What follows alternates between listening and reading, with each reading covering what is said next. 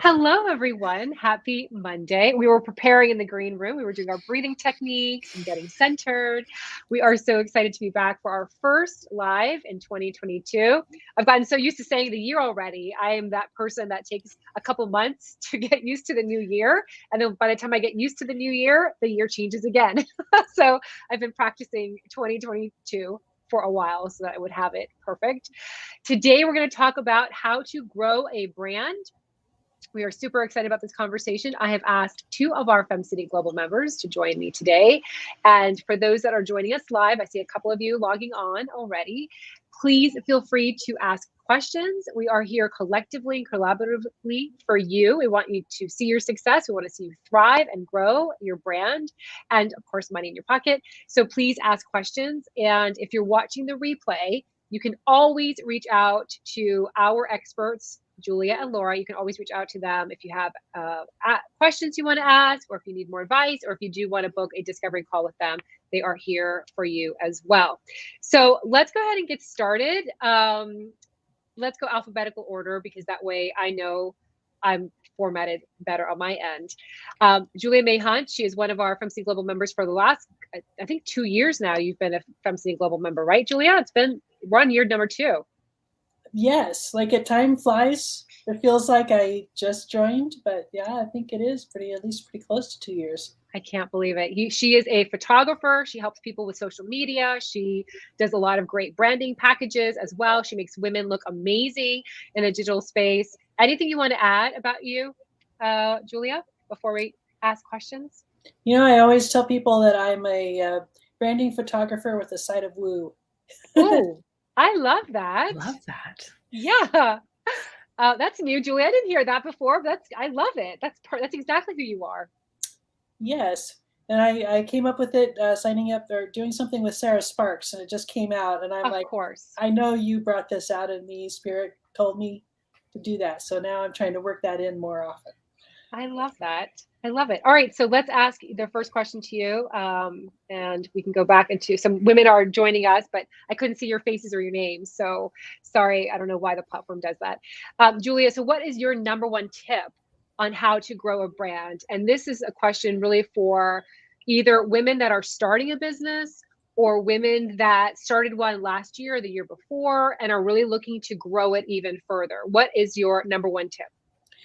So for me is to build your brand around your core values. So really being clear on what those are. And that doesn't have to be perfect either. It's something that can grow and evolve. And you can also kind of pitch things as you decide, okay, I value that, but it's not a core value. But I found even the process of figuring that out just really helps build a really good, solid, genuine brand. What would you define as a core value? And I'm asking that more because some of our members probably later on will be like, what's a core value? Like how would you define that?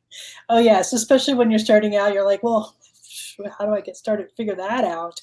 And so that's why I also say it's not necessarily a perfect process. And my list feels like it kind of floats and changes. But for me, some core values is finding joy in life. Being dependable, color, playing with color, connecting genuinely with my clients, working with clients who we have that special connection with each other. And especially when I figured that one out was one that really started changing things for me. And really started feeling my brand just happen sort of organically. Yeah. Because you had a lot of success in 2020 Mm-hmm. when a lot of people were in a bad situation. You really started thriving, and I now that I'm hearing you share that, I believe that that's probably what the secret sauce was: is that you were connecting with people authentically, you were sticking to your core values, and it organically grew. Yes, and then 2021 has been really a great year, and then right as I'm heading into this new year, this is usually a slow time for photographers, and I am actively shooting. And I can just feel the energy changing around my business and my brand. And I think I really can feel that something's going to blow up Yeah. for me this year. I don't know what's going to actually happen with my social media accounts, but I think just something, whether it's this year or next year, I feel like it's this year, Yeah. that things are going to be really, really have a big shift. Amazing. So just to recap for those that may be joining us, because we have a bunch that just hopped on, just to recap, you're saying that the number one way that you grew your brand is through figuring out what your core values were, being dependable, connecting authentically with your clients, being of service, also the branding, like you mentioned, colors, and being that person that you truly are, and showing up in that space continuously, because you also mentioned that too, a continuous way really helped to elevate your brand, your business, your monetization also during a time where others weren't seeing that. Right. Amazing. Awesome. All right, let's go to Laura. So what I love about Laura is an amazing speaker. Every time I have Laura on as a panelist, she is just so fabulous. And Laura, I know that I believe you help others with speaking as well. You want to share a little bit about yourself? Well, not so much with the speaking, but I work with, ambitious entrepreneurs to create a really powerful, authentic brand that will, help put them in a league of their own. It's not just about blending in with the masses. It's really about aligning with who you are and what you want to do and how you want to be in this world and who you want to serve, and creating a brand both in the language and the messaging and the personality and then the visual expression of that. So Julia, I love everything you're saying. I work with a lot of branding photographers, and it's so important to have, the work you and I do together. It's so essential, because I could create the most beautiful brand, but if you have crappy photos, that's not going to work, and vice versa, right? You can't put beautiful photos into a brand that's kind of lackluster. So I think the two go hand in hand. So I love the work of what you do. So Laura, as an expert also in this field, what is your number one tip for those women that either are starting out their business, maybe they're watching and they're thinking about starting a business, or perhaps just recently started? And I would say I know a lot of members that are looking to up level. So maybe they have a business that they've had for quite some time, but they're looking to take it to the next level. What is your number one tip for those women that are looking to grow a brand? Absolutely. And I really thought about that, because there's so many things that I could share. And what it really came down to for me is building a community of raving fans. It's not just about finding clients. It's not about posting on social media. It's not even about your logo and your website and your photography. As much as those things are important, they're only one piece of your brand. And it's really about connection, and creating a heart-to-heart connection is what I believe in, with your audience, with your potential clients, with your clients.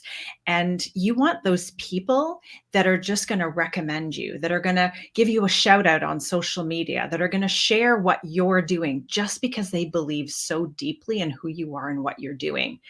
Now, in order to create that community of raving fans, you do have to have a strong brand behind you.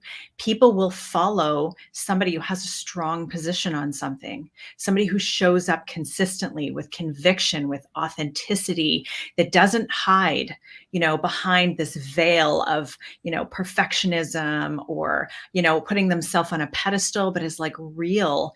And people want to follow that. They want to, drink your Kool-Aid, and they want to be a part of something with you because they just love your energy. So you create that community of raving fans by having, something that you really believe in, and by creating energy that people want to be around. I love that. And I think sometimes, I've seen, especially now, there are so many Facebook featured sponsored posts of people like, I'm going to tell you how to make $2 million by tomorrow, or I'm going to tell you how to use it. And it's great for us to watch and listen and learn. But I love what the two of you are saying, that at the end of the day, it's really important for you to stay in that space that makes you authentic, that makes you who you are, because each one of us is so unique. And when we stay in that space of authenticity, those people that connect with us will become those raving fans. Of course, we have to do the work, right? We have to show up. We have to do the work that we've promised. We have to, I always say, just level up a little bit, like give them a little bit more than what they paid for so that they become that raving fan. But I love that you shared, both of you shared the same message with more kind of jazz in different ways, because I think that the tendency is just to buy a package or just to follow and do exactly what Violet did or exactly what Laura did or exactly what Julia did. At the end of the day, we are all three individuals that are unique and different in a beautiful way. And so to find that place, I always find that when you find that place, the opportunities grow even more because people know when someone is authentic. They know when that's coming from that place. And you mentioned, heart to heart, standing out, sticking to that message, consistency. Also, that's a thing that I see a lot with women in our community that are starting businesses, is that they're not consistent. They'll start off maybe week number 1 in January. They'll start off and they're like on point, and then it kind of fades, kind of fiddles, and then they wonder, how come I didn't get any traction from that email marketing or from that social media post? So love that. So we have some love that came through. We've got Shannon who says yes. And we have another member who said both yes. And then of course, Happy New Year. Happy New Year to you as well. And Shannon, raving fan and building a community. And then Shannon says fans, plural. So love that. Love that. All right. So final advice, Julia, that you have for our femmes that are looking to grow a brand, a really big brand for 2022. Yes. So just remember to move forward imperfectly.